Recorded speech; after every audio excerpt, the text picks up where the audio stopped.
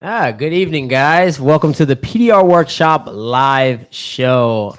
First off, I want to apologize for not jumping on a mic, but I felt like the show would be better with Dave sitting right here, and that would only happen today. So, today's episode, we're going to be talking about mistakes every PDR technician makes and maybe some tips of how to avoid them. I think everything that all the lists that we made, it's pretty much everything that we've done in the past. So yeah, I agree. we want this to be of kind of a got a brain fart, but we want this to be an engaging show. And so please comment. Dave is on the computer right now, just literally going through your comments and any ideas, any mistakes that you've made. We would love to just kind of bask in our flaws and everything that we've done throughout our career. So where we can tell people like, hey, don't do this because we did it and it messed us up. Definitely, yeah. And so for episode 64, mistakes every PDR technician makes and how to avoid them. First off, we want to thank our sponsors for allowing us to jump on this show and making this show possible, which is Blehm Tools, Dentcraft Tools, and then Mobile Tech RX. So please go over there and show some support to them. Dave, like we do, you want to introduce yourself first? Yeah, Dave with Dentless Touch here. We've been like debating what to say. About PDR Workshop, Dentless Touch. I mean, PDR Workshop, we do these live shows here for everyone. So, we just kind of deliver information here. And then I'm also going to be working with Chris at Dentless Touch. So kind of goes hand in hand. And so, yeah. All right, guys. Chris Dentless Touch, just being around, everybody knows me. If you can't hear us, there is some changes in the audio and all that good stuff. So please give us any information, any insight that you have. We'll be thankful for it. So let's get on with the show. Oh no, we got tools, right? I think you have a couple sitting right there, and nice and shiny. Yeah. John Hiley sent me from Tactical PDR, sent me one of his new handles, and this is my first time opening it up. I haven't got a chance to use it, but I was telling Dave that this is pretty legit. Just the way it's done, the way the button is, doesn't feel like eventually it's gonna get kind of, the pin's gonna come out or something like that. I want to just show you guys real quick. Yeah, that is nice. I don't know if you guys, anybody that's interested in a new handle. I do like the Ultra Dent Tools kind of ratcheting handle. This kind of reminds me of that. I have kind of small hands, but I can't wait to use this. Now I probably won't use the extension onto it, and I probably won't even put the ball on either. I just don't like the way the ball feels in the kind of the palm of my hand. But this right here is long enough. It's absolutely perfect. What he did, and it's pretty stout. So I can't wait to use it. All of this stuff comes apart. And so I just can't wait to use it. To be honest with you, it's really well made. I mean, it does have weight to it. I think it's going to be a great accessory for some of these tools out here that maybe kind of lacking in the handle department or something like that, maybe aren't as comfortable. And I think there are a couple tools that I carry that I know are a little more comfortable in my hand when I'm going to push, so this is going to be a great accessory, kind of just for, those one or two tools that like, hey, man, I really wish I had, a little bit more length on the handle, or I wish I had a little more power around the handle itself. I think this is going to be a great accessory. Yeah, I look forward to that, using it. Again, I don't need the length of it, but I don't know. I might find a need for it. I saw Bryce Kelly, shout out to Bryce, actually talk about the entire thing with the extension on there. And I actually forget what tool he was talking about, but he was kind of ranting about and raving with, about having the full length that's nice. Of this extension on there. Perfect. On one of his tools. Well, so stay tuned. I'll be pretty much putting this in some of my videos, kind of putting it through his paces.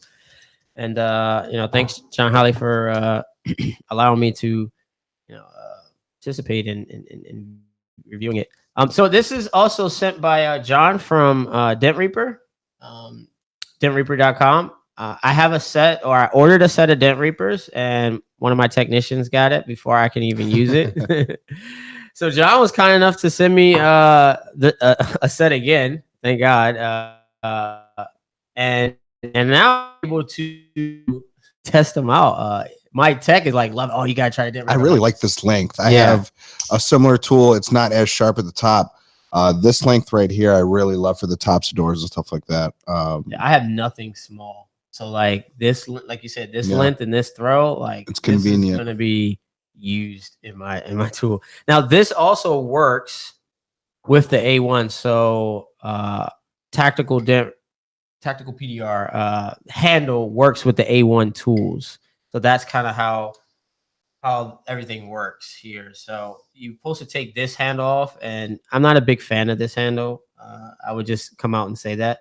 So I can only imagine how like this is gonna look. And these easily come off. Is that what this flathead part up top is? I think he kind of unscrews this. I haven't done it yet, but he kind of unscrews this and it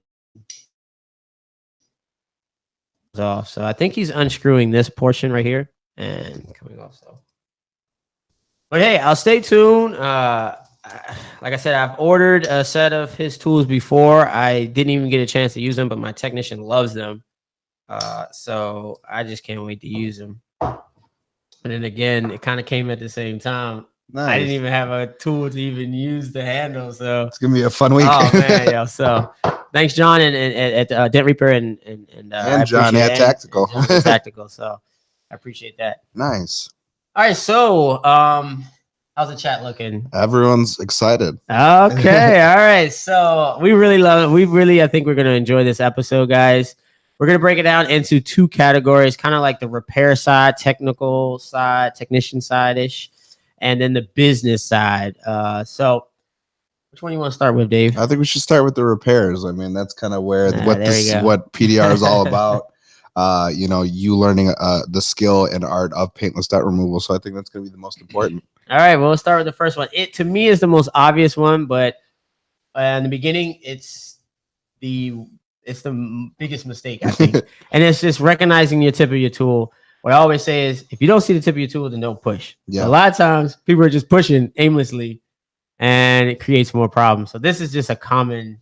Yeah, Janky here in the chat said the same thing. He said, not properly finding my tip and making some serious pushes. There you go. As a beginner tech, we have all, I think, experiences here in the chat and people that watch and listen as well. So just in the beginning, when you're learning PDR, not recognizing your tip and being able to properly find that, where this is how it all starts. Yeah, exactly. Seeing your tip and knowing where you're actually pushing. So if you're not able to recognize that properly, it's going to be a huge disservice to yourself. And it does take a long time to really get that rhythm down, but if you're not recognizing it properly, then you're going to be having a hard time later down the road. Now I have pushed dents out without seeing the tip of my tool, obviously because it's probably so deep, and I'm just like. And I think that that's a whole nother. Yeah, I think that just comes with skill. Later, where you're actually at.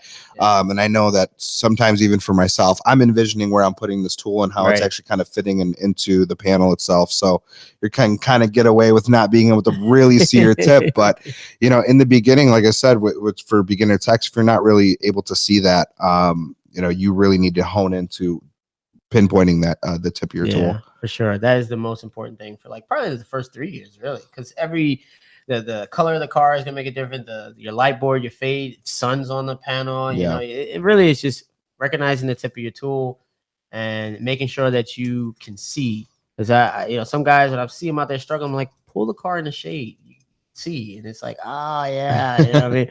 But I mean, we've all done it. Sometimes I still get stubborn and try to work on the car outside, and it's like, what am I doing here? Let me fix this. Yeah. And kind of in our second point here, going along with not recognizing your tip, and you start making some serious pushes like Janky was saying here in the chat, and knocking down too early, not really, realize or using your knockdown too early. I think that a lot of people get really comfortable with using a knockdown, especially in the beginning. Mm-hmm. I was trained to not use it as a crutch, to be able to actually kind of push a dent up flat by itself without actually needing a knockdown. And that's where I think is the to me, I think it's a great way to learn. You're not having that knockdown in the back of your head, like, hey, if I mess this up or if it starts to, I can just knock it down. Like, no, like an scapegoat kind of. Yeah, kind of a crutch, you know. And so I think learning how to push dents up cleanly without a knockdown is, to me, super important. And so when that knockdown gets implemented into training, I think it's kind of important to have a certain time, 2 weeks, 3 weeks, maybe in not just that first week. Yeah, it's not there in like the beginning stages of pushing. Yeah. No, I agree. You know, when I was kind of 1, 2, 3 year tech, it's you don't make money kind of knocking down, you make money pushing. So like, that makes sense. Guys, you know, just like they didn't really like as strict as you, like take my knockdown away and like only for two, you know, for the first 2 weeks, don't use a knockdown. They just wanted to reassure me that like pushing is way better than just knocking down. So when you push, proper pushing, right, you know, try not to use your knockdown as much because those are the faster guys, you know, this, that, and the third. Yeah. Then when you go down to blending guys and the guys that are loud, I mean, they're kind of doing it in their press, especially when they have like hailstorms and stuff like that. So I always say like the loudest guy in the room is fast. So I don't know nowadays, but yeah, I think like you're right, Dave. You know, the less you can knock down or even go, just the movement of going to your knockdown, just adds a whole bunch of time. You're slowing yourself down, and if you're able to bring a dent up cleanly without it, and just keep one tool in your hand the entire time, I think you're going to just be more efficient. Yeah, no, I agree. Now, this next one, I do this a lot. I have to catch myself almost every time, and that's estimating damage without a light. I think this is almost the worst thing to do. Honestly. Yeah, it will cost you a fortune when you do it.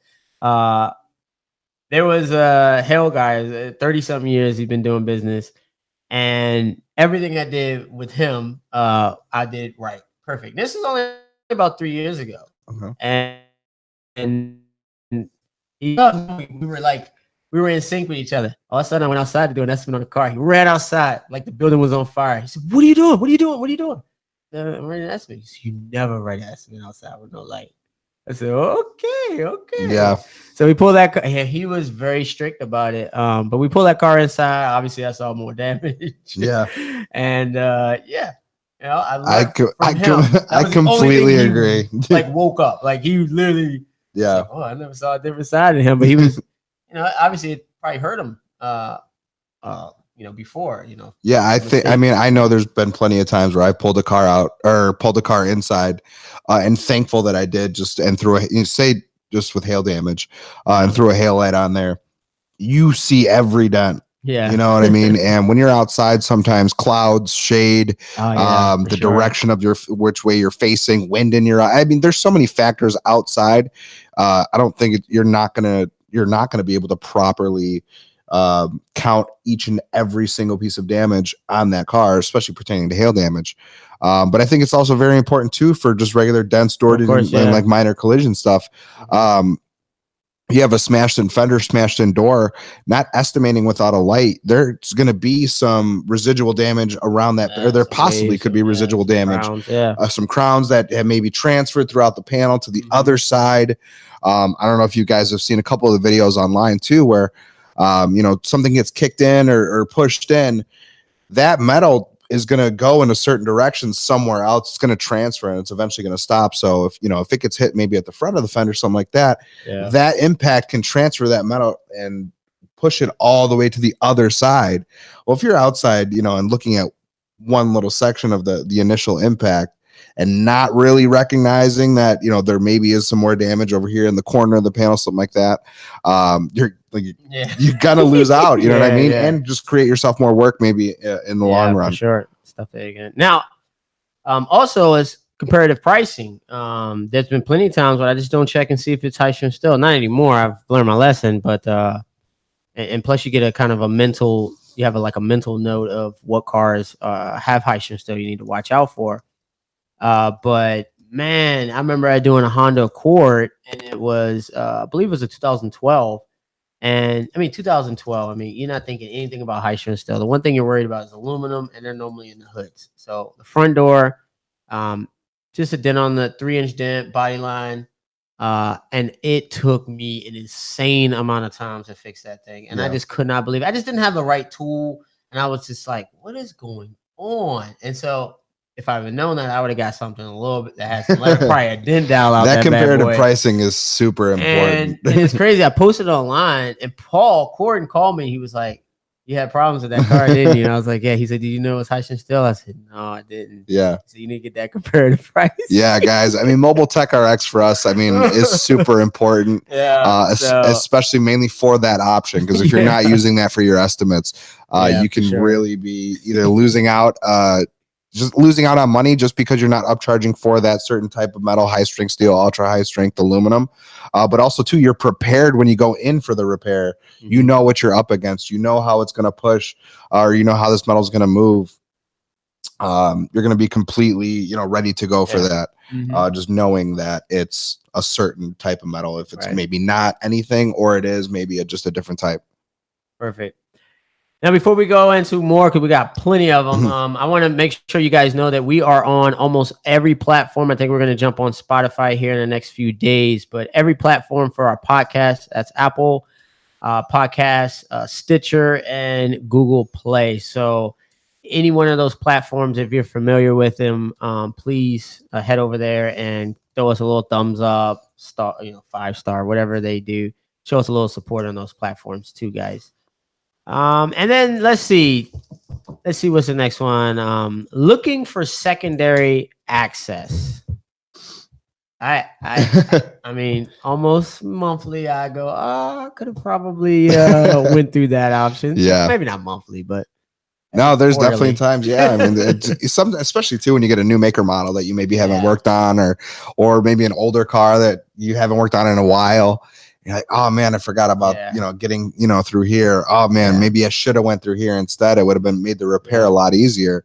Looking for that extra piece of access like sometimes can really be helpful or beneficial. So a lot of times before I go to repair, really look to actually gain access to this piece of damage, whether it be coming under a hood, maybe coming from the back side of a brace rather than the front. I don't have good access from the front, but I do if I actually slide a whale tail through the other side and I'm actually kind of working that dent backwards. A lot of times, sometimes that's easier. A fender, you can get in through maybe under the hood or in through the wheel well. We've all worked fenders through the wheel well, then open the hood and go, wow. Okay. Yeah, this would have been a better angle. Yeah. Yeah. Especially sometimes when stuff kind of starts to run a little parallel or something like that, and you're having to lay on the ground and put your board up. It'd be a lot easier if you could just put your board on the opposite side and work your way from the top looking down. Yeah, for sure. And so that leads us to, I'm kind of jumping around, but it really leads us to that, not asking for help. Because a lot of times when I'm working on some of these exotic cars that Dave is familiar with, these Lambos and he works on these every day. So I'm able to just call him and be like, what's a good access point? Or he just says, there's no access to that. Don't even look. And I'm like, oh, crap. So we're able to prepare ourselves, prepare the customer for what we need to do to gain access to that dent, or, if we need to glue pull or whatever the case may be. What's the next one, Dave? I think underestimating large damage, and we kind of touched on that a little bit, but you have that smashed vehicle, that door, that fender, that quarter panel, and you don't realize the severity of it. You're not really looking at the overall picture of how this was, this car was hit. Where did the impact actually start? Dissecting. You're not like a detective when it comes to dent. Like I think that's what you need to be. Figure out what impacted, how did it move? How did it move? What needs to move? Force that came in, maybe what hit it, like a plastic or if it was metal. And you're like, okay, maybe I'm looking for some gouges.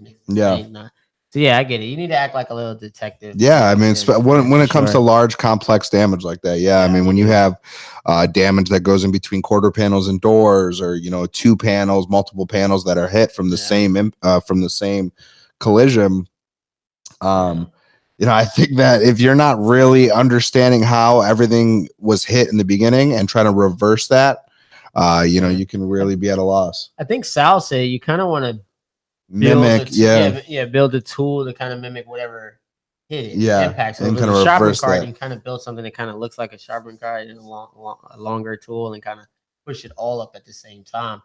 Don't quote me on that, but I'm pretty sure that's what he was talking about. At least I think it was like 3 or 4 years ago. He was trying to talk about the Yeah, just PDR. reversing Right. that Exactly. same impact. Yeah. Yeah. So the next one is not appreciating new tools or methods. Can you share a story about that, Dave? Yeah, I mean, I think they're, early in my career, I one that just comes to mind is the Illuminant light. Kind of when that first started coming out, the technicians that I was around at the time didn't really change up their methods or really want to change their methods or, think that new tools and stuff were going to be any help. And I remember first getting an Illuminant board when they first came out. It was just like a standard, I think, 3-strip. And the way I was able to see with an Illuminant light compared to the light that I was using, I'm like, this is night and day. Every tech needs this. They should have it. And so when I was going around meeting up with a couple of guys, maybe for lunch or something like that, I'd be showing them. And that's not going to work. No, I love my light. Mine works just fine. And that light alone changed my repairs drastically early on in my career, going from just a plastic shade board, or it was like I had like a fluorescent light board, going to the LED Illuminant light was a huge game changer. And that was the moment where I was like, all right, the seasoned techs that I'm around at this time maybe really don't know the new innovations with PDR. Right. I see something kind of happening here. There was technicians that just kept coming out with more and more tools. And so I decided, you know what, I'm going to kind of go with that flow of tech, the people who really want to help out the industry, something like the Dent Reaper tools here. Yeah. The tactical PDR extension here for those handles as well. I mean, there's certain things out there that are really making this job a little bit easier, little by little. Of course, yes. And so that's what I mean. I don't completely stay on top of it, but I really do appreciate, new tools and helping our jobs, make our jobs a lot easier. Yeah, I'll share my story. It was the dent dowel. That was the first tool that kind of set everything up for me. I had enough tools. I was like, every dent that I approach, I get out. And I don't know why I need a dent dowel. And so I don't know what got over me, but I ordered the 22 heavy. I ordered most of his kits. And I remember it sat for like 6 months in my car. I didn't even touch it. I didn't know how to use it. I never was comfortable with a flat bar. So fine. But then I had that Jeep, because I bought it for the it was a Tahoe, right on the quarter panel. Older Tahoe, like a 02 to 2005, 2006 Tahoe. And right below the tail light, they used to get right at the bumper, used to get this little knot that was about maybe 2 or 3 inches, and it will be hell trying to take out. Yeah. And so Sal posted a video how, easy 45-minute repair. I was like, I just did one. It took me on 4 hours again. Trying to find something that would curve and still have leverage. So I bought everything that I needed to do that repair. Man, 5 months come around, I get that repair. 45 minutes to an hour. I'm like, I need to open my mind up to tools, because a narrow mind doesn't get me anywhere. As you see, 4 hours compared to 45 minutes. So, that's what kind of won me over. Where now I'm just like, let's try the Stanliner tools, Dent Reaper tools, cold glue. There's so much stuff out there now that's really coming out that guys are really trying to help improve and make our jobs a lot easier. So I think, when I first started that, the whole movement of, making our jobs easier really kind of started, and, everyone's kind of been running with it, and it's been helping a lot. I think it's been helping a lot. Guys, I feel repairs. Yeah, and I want to touch a little bit about what the Dent Reaper is, because I think I didn't go into too much details. But the main quality of Dent Reaper is that sharp edge that you're seeing right now, and so this really helps to me with aluminum. I could just feel that this tool has pretty much no flex in it. So, the tool that I compare this to, it does have a little flex. I don't know without putting this tool in, because it is a shorter tool, so this one might not have any flex in it, but. Sharp tools are good for aluminum. Sound deadening. Yeah, pushing through, like you said, sound deadening, cardboard, or any of that Volkswagen stuff. So anyway, that's Dent Reaper's tools. That's what makes his tools unique, because ideally it just looks like a regular old door tool, but I guess the metal it's shaved halfway down. So it's little tricks, little things that he's done to kind of help out on certain repairs that you were struggling. Because if I had my black handle door tool, and even today I had the black handle door tool, and I went to one of these tools because of the ratcheting handle, and my wrist right now is starting to get it's starting to annoy me right now. So I have to watch how I push. Even though I got the same power, I can do it, but fatigue is coming in a lot sooner. My body is aching on most joints that I'm relying on to use. So I don't know. It was just it's just something that you got to watch out for, man. Some of these guys are building these tools because they're getting up in age, and they're saying, yo, there has to be a better way to do certain repairs. So I think that's why a lot of tools are just coming to the industry. And for me, what's nice about those too is that there's probably a couple other door tools that I would go to first to maybe start a repair, but those would definitely for finishing, for really pinpointing those little lows that I need to get to make the repair 100%.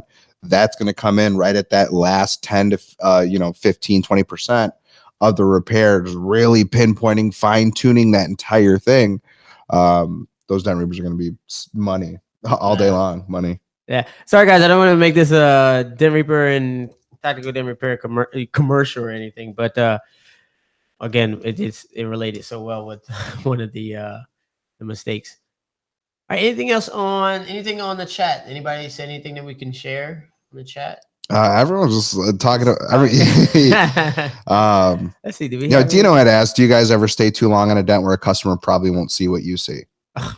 Yeah. And that's just a quick little thing. I'm a 99, 100% guy. I don't really care, because I'm afraid that his friend is a body man, or he's gonna go. A lot of companies, a lot of like repair centers or detailers, they refer me. Yeah. And so I hate for them to be wiping down that car and be like, who worked on this? And then they not knowing, not putting two to two together. So it's like, when it comes out of my shop, it's perfect regardless. Yeah. There's definitely I think there's definitely situations where I know I've maybe cut a repair short. Yeah. Shorter than maybe I've wanted to, but a customer comes out and said, that looks great. And I'm like, oh, well, I've been messing with this one little spot here that I see. But it probably looks good. It's just like, I'm sure, and at that point, at that point, it looks great. You know what I mean? But you're stepping back as the technician and, kind of standing back and doing that pacing and back and forth, looking at it from all the directions. You're like, man, I still see that. If the customer does, they most likely don't, because they're coming on, they're saying it looks great.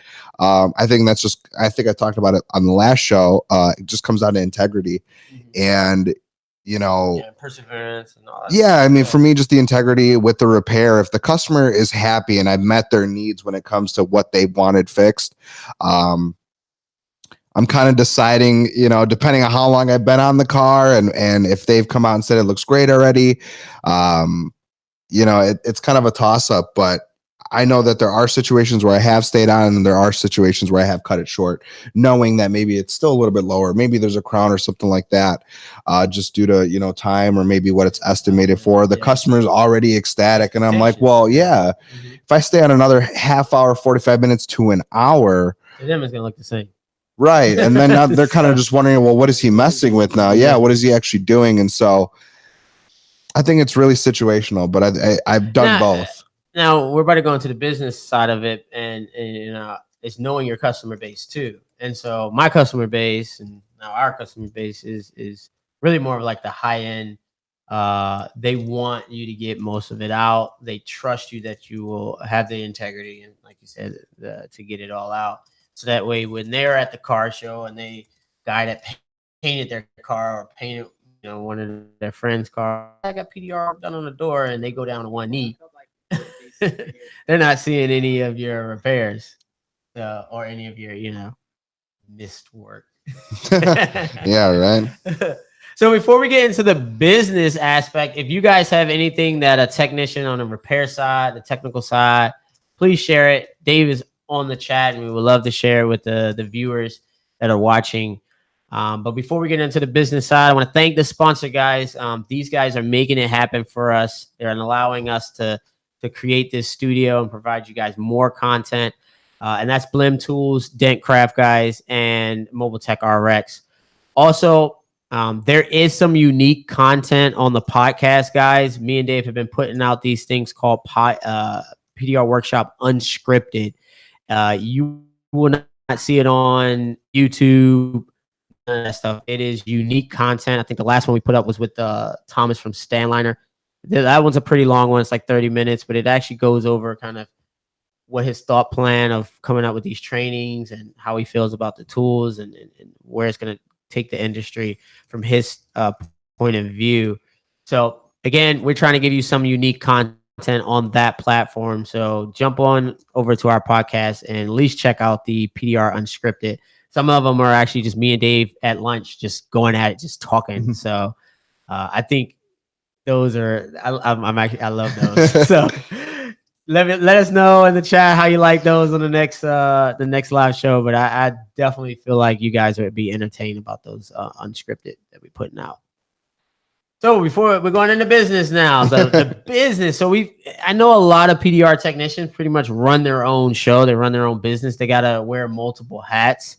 So we felt as though it'd be great to probably give more of a business mistakes that we see from PDR techs. I had to learn business quickly, or I wasn't going to survive. I wasn't going to eat. I mean, I was the breadwinner of the household. So, but these are some of the things that I made mistakes in. Dave, I think you can relate to. So let's go over. The first one is not understanding basic business fundamentals or the foundation. Either foundation, one. Yeah. So, and what we mean by that is like bookkeeping, just with the CPA. Like I had a CPA, I had a mentor. So I recommend anybody getting a mentor. It could be outside of the PDR realm. And like a CPA is great, even if you have to pay him a few dollars for him to sit with you and walk you through what a S Corp is and what a LLC, so you can make the proper decision. You can switch it, but you can only switch it once. Again, just to give you some insight, we are S Corp, so we feel like that's probably the better option for us. It's a little bit better on the taxes, but do your research on the CPA because everybody is building a different company. You should be unique in your own way. But basic thing like bookkeeping, you have to know how to manage money, see the profits and loss. There are people that you could pay for, but at the beginning stages, you just don't have that ability. Dave, you're over here typing your tail off. It's so impressive. It's impressive though. But anyway, yeah, you just don't have the funding to do it.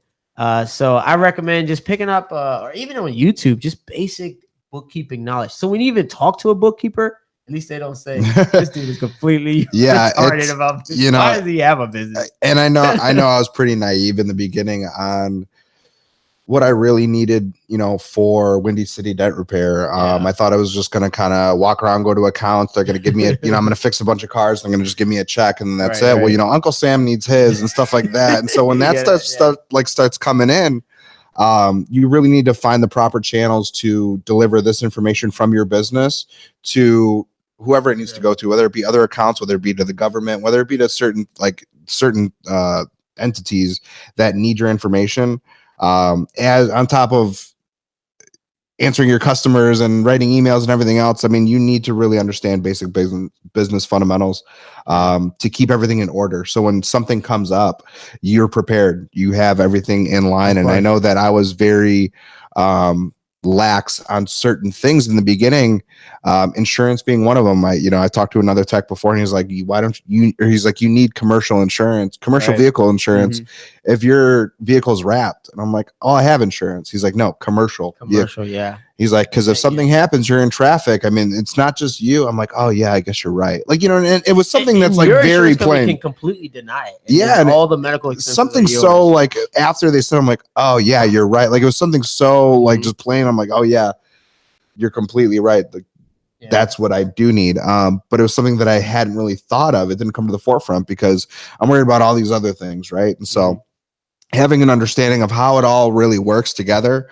from the back of the house being all your accounting and your bookkeeping and everything else, to the front of the house with your customers and the repairs and everything else. So at least if you have a small basic understanding, you are able to talk the same lingo with certain people that are going to need your information, that can deliver it, like your bookkeeper, like your accountant, like your insurance agent, stuff like that.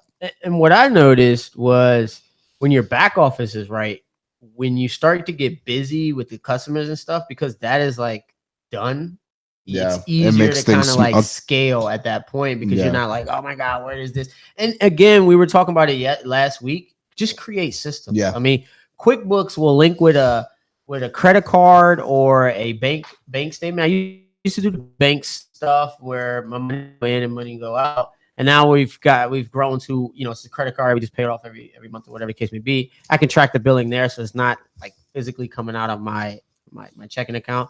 And then obviously what we now have is a payroll account, which even adds some simplicity to that too. And when we start doing our bookkeeping, we know exactly what's coming out on our payroll, what we need to put in. We can just easily track it, because it couldn't get out of hand.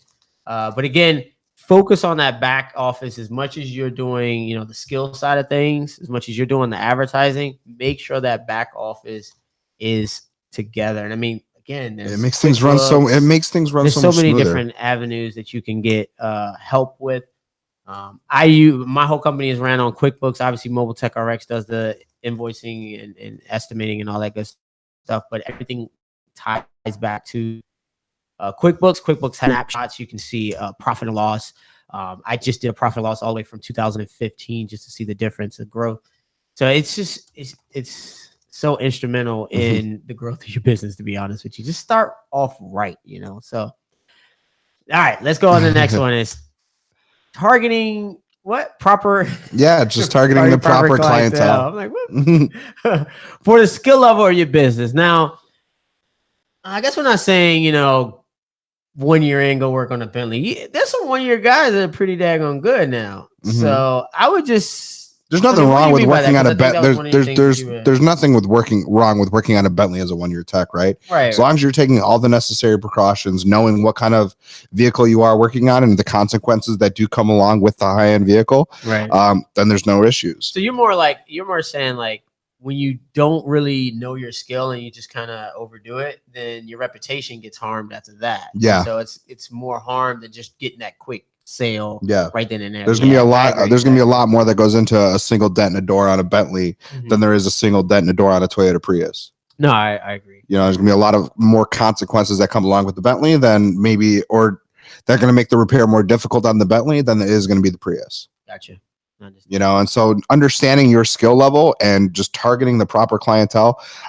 I personally, as a 1 year tech, wouldn't be, probing Bentley and Maserati and Porsche dealerships. I would be really trying to hone in on my skill set and doing maybe a couple of the lower end, makes or models. More forgiving. There you go. That makes sense. Yeah. I mean, what we're telling you is exactly what my techs start off with. They can't obviously touch any retail car. But the lot, they are just want something. They got the 5 foot rule, 5 foot rule, whatever you want to call it, 10 foot rule, where they want to make it look better. Obviously, they're just so focused on price. So again, customer expectations, they're getting exactly what they want. And our tech is actually able to learn some of the techniques that we're training them over the months that he's in training. All right. So not building proper relationships with accounts. I 100% agree that after that transaction, it's not over. We fortunately or unfortunately are at the mercy of other business, B2B. Customers are a little easier. I know it's hard to build relationships with accounts and dealerships and stuff like that, but I believe that is definitely could impact your business tenfold. Yeah, I mean, referrals are huge, right? And if you're not building the proper relationships with your body shops and with your dealerships that you do service currently, you could be losing out on a lot of either retail customers or just repeat work from your accounts in general. Body shops, I think, really are huge with the relationship building, right? Because they're gonna either think of PDR first, maybe when a car comes in, or if a car does come in, they'll be able to relay PDR first and say, hey, this may be your better option, knowing that you and your company are going to be servicing that customer. They're comfortable with maybe either letting that car go or knowing that their car is going to be in better hands than maybe going to the body shop. They don't need to go through their whole process. Here, we actually use another service, a paintless dent removal service here in-house, or that we, sublet out. We think that maybe they would be a better option for you. And sometimes that works. If you have that proper relationship, if you built that relationship, you've now just gained a customer. Or I think we just talked about this too, that customer is going to go back to that body shop and say, hey, I had a great experience, with that PDR company that you recommended. Thank you. But now I'm here because I just got T-boned. So, what I mean? They still need that body shop, but for that certain instance or for that certain, repair or whatever happened, they recommended PDR instead. And that's because the relationship was built properly. Right. No, I completely lacked in that department for like 5 years, man. It was almost like me versus them instead of more of like, we're on the same team. I work with you, you work with me. Everybody's kind of let's have dinner, let's have lunch, and let's also get paid at the same time. Let's also make our customers happy because they're happy to give our name out, and just as much as I'm happy to give their name out because I know I built that personal relationship with them. Looks like we have what is it called? A super chat? Yeah. And Steve's asking here, he said, car wraps, is it more difficult or is it a different technique? Is it different tools? So my response is it's definitely a different technique and it's a different skill. And I don't think car wraps are more difficult than PDR. I personally don't think car wrap or 3M or PPF or paper protection film. I don't think it's more difficult than PDR, but it is also a different skill, and it is something that I've never actually done. So I'm kind of speaking from just like I've watched a few guys do car wraps, and it seems like most of them, if they do it on a daily basis, kind of like a dent guy in training, in about 1 month, if you're constantly wrapping between 1 and 2 months, you're going to be very proficient at it, especially if you got a good mentor. And in 2 months of a PDR with the best mentor, I mean, you're not really going to work beside a 10-year tech. Like, if we're jumping on the same hail car, we're talking little, small, dime-sized dents. I'm going to be pushing you out the way to the point where it's just like, just stay on the hood. I'll get the car. And so like for me, it's like, okay, so your wrappable, which consists of you taking film and putting it on a panel and making it. Now there's some. There's body lines and there's certain cars out there that are difficult and stuff like that. Yeah, and there's certain certain things that come along with car wrapping, right? But you get a dime-sized dent on a door or hood. It's different every single time. It is always going to be different. Whereas you wrap, maybe the worst car that has the most body lines or whatever, and you do that a couple times, well, then you already know it's going to be the same every time, right? So, the car doesn't change, nothing changes. Right? So you think there's a corner. This is what I do with corners. Just corners is going to take me longer. That's us is like, I don't even know how to start this thing. Like, there's no access now. Like, how do I figure this out? Now I got to take what I need to push, and I got to make it a glue pull. Like, I don't even know how to do this. Correct. Maybe that's it because we never wrap. So we never wrapped any car. So maybe that's a. But I mean, to me, a hood's a hood. You know what I mean? You're wrapping the hood, like whether it has weird, crazy body lines, whether it doesn't. I mean, if you wrap the same hood, if you wrap it once, you're gonna wrap this. It's nothing changes. Whereas PDR, it's always, you can whack the same body line at the same, with the same tool, with the same piece of wood, with the same pressure. I mean, something's going to be different. Yeah, true. Oh, that's our answer. That's just my personal opinion. Yeah. Hopefully that answers Steve's question. And thanks for the, looks like it's $4.99. So thanks for the super chat. We greatly appreciate that. That actually shows we're actually adding some value. Which is the goal, right? Yeah, and we actually, I mean, there's a lot of guys asking a lot of questions here. We can kind of just run through a couple of these. And so, guys, if you are uncomfortable with asking in the chat, please go ahead and do so. Throughout the show, we do go ahead and try to get to all of them. I try to answer them either through text here, or we'll try to get on and actually answer all of them just by talking to you guys. So, How much harder do you have to pull and knock down on aluminum?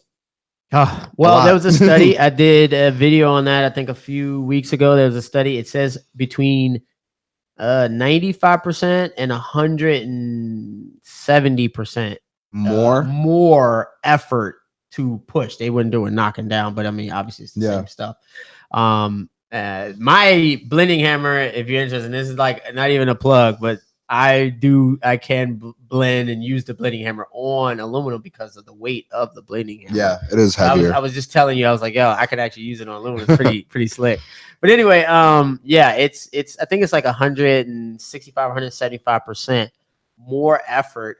And it was a video I did on the Audi. So it was an Audi Q7 aluminum fender. It was like maybe a month old video. So go check that out. I explain a lot of stuff about aluminum and what makes it difficult, because when you need to apply that much pressure, it changes your leverage, it changes your stability, it changes the tool, because some of them just can't take that, that amount of flex and pressure. Yeah. And so that little hole that you're using, it could may just crack or something. Yeah, I've done that before. Yeah, there's just so many other variables when now that panel is aluminum, and not just on the side of just pushing and the way the aluminum just kind of starts to split and stuff like that. You got to watch out for. And that's why having that mobile tech RX with the comparative pricing is so important. It can add a lot more than you're just more prepared.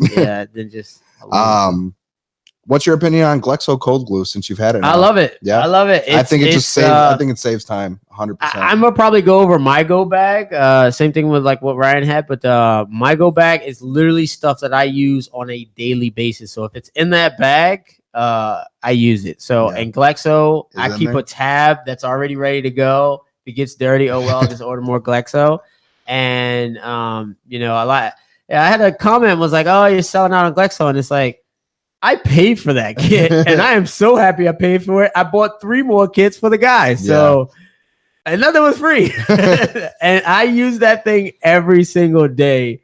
I recommend anybody getting that. You've seen it in my latest video when I did the RAV4. The RAV4. Thank you.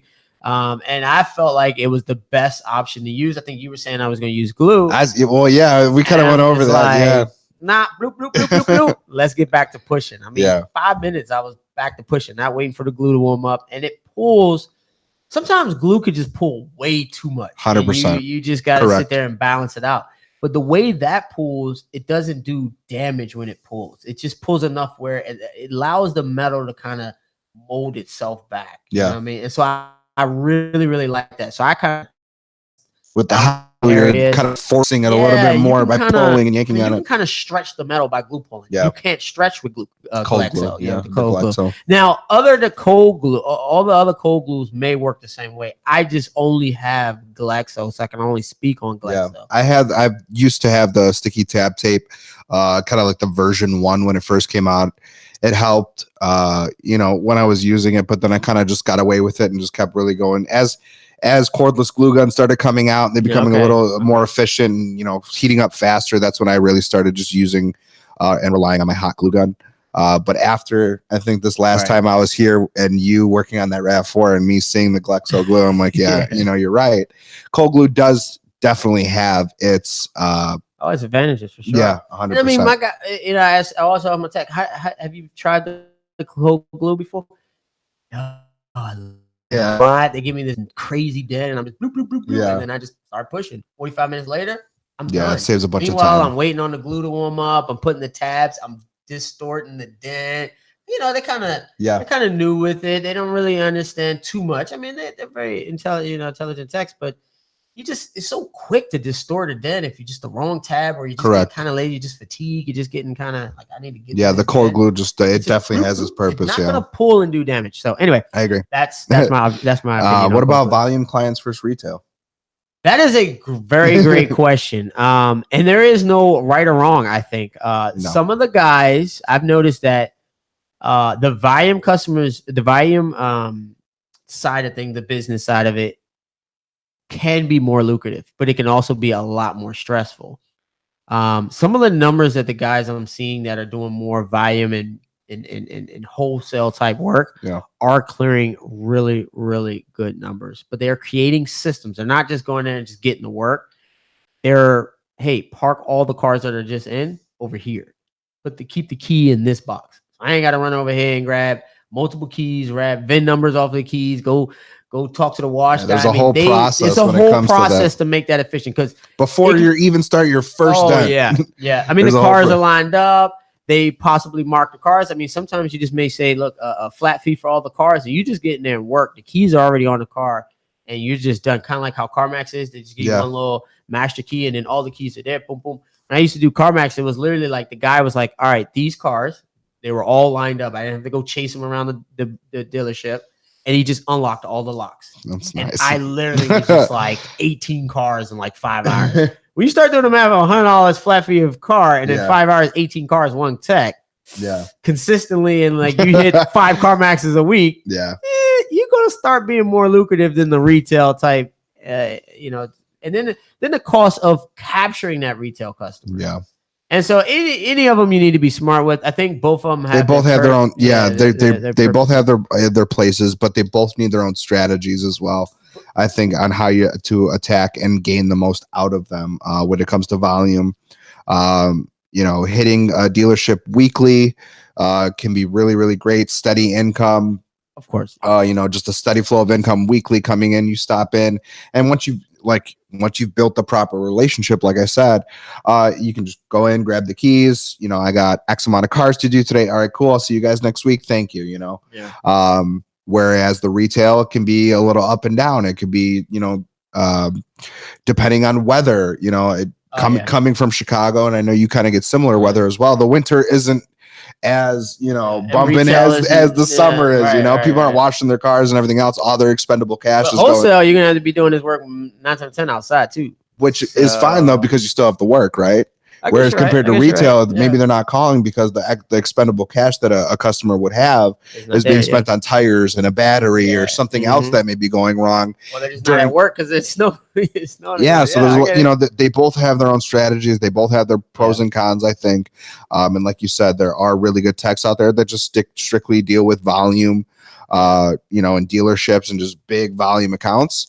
Then there's other like myself where I prefer the intimacy between myself and the company and a customer. I love that whole interaction, and I love the sale itself. I love doing the repair. I love the customer being happy after I'm done and I presented it to them, and now they're paying for the service and I feel good about it. They do as well. I love that whole interaction. That's why I really enjoy retail. Yeah. So I think there's no right or wrong way. Yeah, I don't think so either. In Dentless Touch, I'll tell you a little bit about us. We have a mixture of both. We split it down 30-30, but 33-33-33. So 33% of our stuff is retail, 33% of our stuff is body shop-ish type stuff, and then 33% of it is wholesale. So we love that. I particularly handle not most of the retail, but I gravitate to the retail for that same reason, Dave.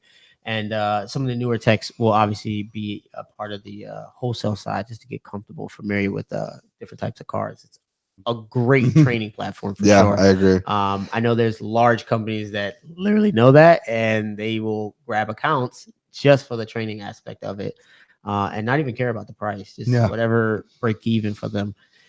They're in it for the training. That guy how is it going to propel that guy for the next 2 to 3 years? So if you're a new guy, definitely wholesale. You'll just get on just so many different cars. You'll just be used to so many different metals. I agree. And you'll have work. So if you're kind of one of those guys that are just like, nah, I want retail, but I'm a new guy.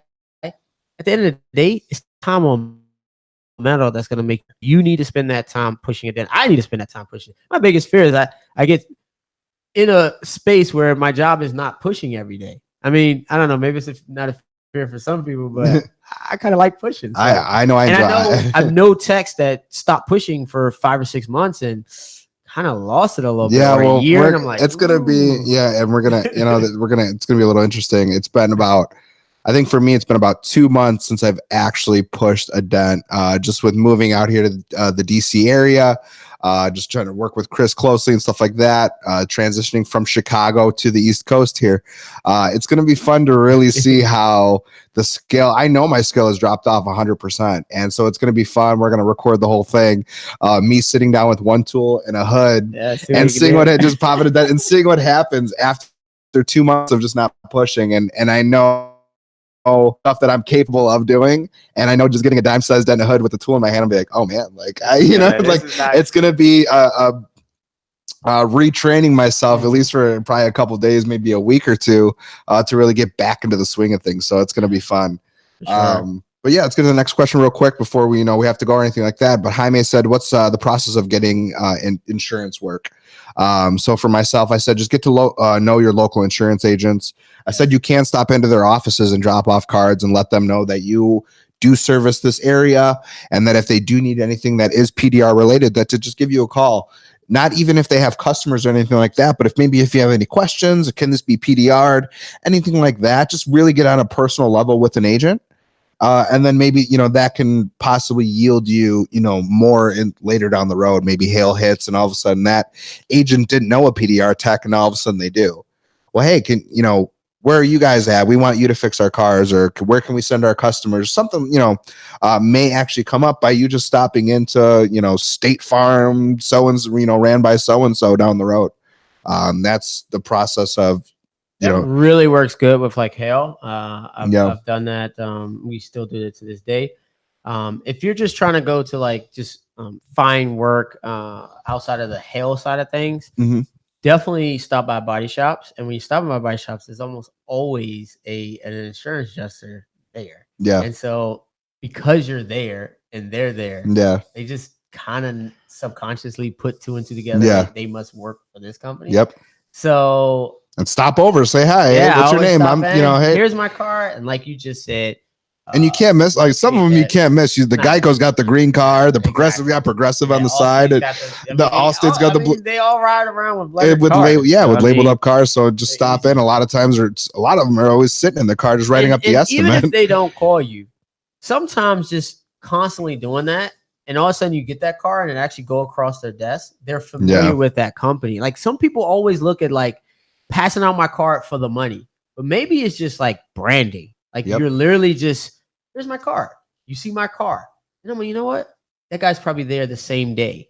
And if you're really trying to go, the same day, same week, or around the same time, really trying to get in, or you always ask him, hey, what is your service area? And kind of get an idea of his service area, make sure his name, hey, you Johnny. And then when you see him again, hey, what's up, man? And you just keep beating it into him. Yeah. Always give an analogy of Coca-Cola is literally everywhere. It's Coca-Cola, Pepsi. No matter what you go to 7-Eleven and drink, it's a Coca-Cola or Pepsi product. Well, why do they need Super Bowl commercials? You're going to buy them regardless. It's branding. It's straight up branding. Yeah. So you don't forget that name. Neither. They have you done. It's either Pepsi or Coca-Cola. It's either one you're buying. So. Yeah, I agree. Anyway, stopping in and just seeing these agents and just being in the back of their mind if something does happen, either whether it be just a regular customer of theirs that's making a claim, or a huge hailstorm has hit. I mean, you just got so many different. Or a storm has hit an area, and they're like, "Hey, you know what? My guy so and so actually will do a better job." Or, whatever the case may be. And you may, if a guy's talkative, you get that guy that's maybe talkative. Ask him like, "Hey, how do you feel about PDR? What does the company in whole, your peers feel about PDR? And how can we make this better experience for you? How can my company make a better experience for you?" Well, what he will tell you is some of the things that obviously that he feels as though is negative about PDR, or some of the things that he would like PDR or a PDR company to help him out. And to give you an example is I just wish the estimate to be, 100% correct instead of coming in and doing these little, what is it? The estimate again and the reinspection, have to come back and all that stuff. Supplements after this. Sometimes you be like, oh, so supplements. Every company is different, right? So some company, it's all about the supplements. They don't want that many supplements. Yeah. Waste their time. Maybe it negatively marks them. And so you hone into it and be like, how can I not do supplements? And so you can say stuff like, hey, if I come and look at it, then that will be the price regardless of what happens. I mean, a lot of guys trying to won't get supplements from me. I just trust you. They're like, oh, okay. Or it could be like timing. Like every time I call a PDR guy, it's 3 days the car is sitting. No, and it's like, okay, well, call me. I guarantee you, if you call me though, I'll be there the next day. But you gotta let me know. You gotta give me a heads up. Yeah. And then again, maybe the first one to waste your time. Hey, that wasn't what I'm prepared. But hey, all right, next time, for me to get there quick, just send me the estimate, which obviously is gonna have the pictures and stuff like that. And you kind of just want to hone into the solve that problem that they're having, because it's going to be unique to a wholesaler. It's going to be unique to retail. We were just talking about it in the kitchen. But yeah, hone into that. That's what's going to resonate with them. You're not solving their problems and not there for you. And Straight Line asked real quick too. Does insurance want Vail certification to do work for them? Vail certification. Mm-hmm. What is Vail certification? Vail. It's going to be the. No, well, I don't have it, so yeah, it's not a requirement, and I'm trying to think of the acronym off the top of my head right here, but it's not a requirement by insurance companies, but is it a plus and something to have? Yeah, I mean, it definitely would be something to look into, but they do have PDR certifications, and they offer them. And they're endorsed by the National Association of PDR, so NAPDR. Okay. And yeah, I mean, right now there's really no nationally standard certification for PDR. The more the merrier. There's ARC. There's like you said, this one Val. Stand like a gold training. What's nice? I mean, go with one that you. I mean, the more the merrier. That shows. I think what it's going to show if you do have all of these, it's going to show that you're in it. You're in this industry. You're not just some fly by night guy. You're not there just for the money. You enjoy the craft. You want to better the craft. You're constantly learning. So. Jakey asks, he's like, I'm working PDR. If he's working PDR part-time, what is the minimum business tools that you would recommend, such as liability insurance, bookkeeping, etc.?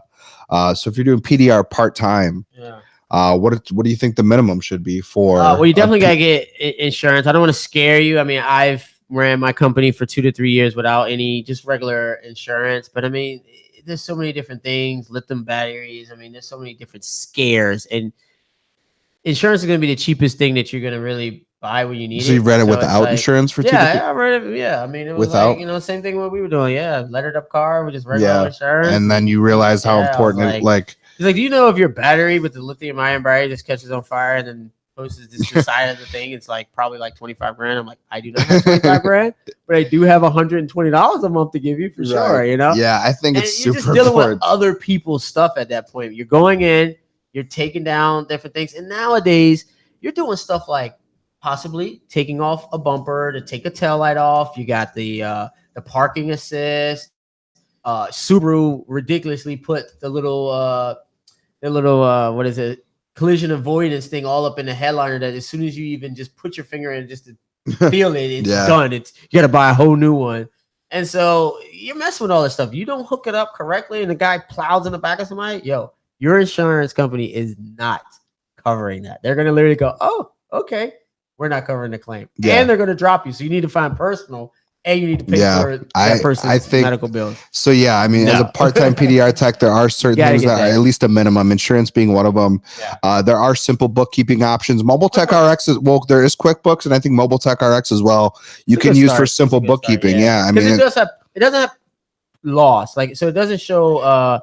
no, but it will allow for you to do simple expenses, but it will do your like invoices and simple bookkeeping for you. And they're getting better at that. So if you want deeper analytics, I think they were saying that they're actually going to have just a third party company dive deeper. You just got to pay a little bit more. They're just literally not going to even make any money off of it, they said.